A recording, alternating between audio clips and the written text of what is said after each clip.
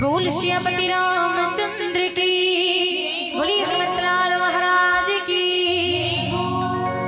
जब भी जयकारा लगाना बढ़िया दोनों हाथ ऊपर करना दे दे हो, है ना। कबर हम सब राम की कृपा से बढ़िया दोनों तन हस्त कमल मिले है ना। और ये मौका है जेकर हम यूज कर सकत है ना। तो आप निवेदन है, बोल श्यामती रामचंद्र की। राम का लीला तुलसी की बानीला, थोर गुण दे सुन लेना। कहा या तुर तार जाई, भक्ति मामला लगा लेना। बोल श्यामती रामचंद्र की, बोलिए हनुमंतलाल महाराज की।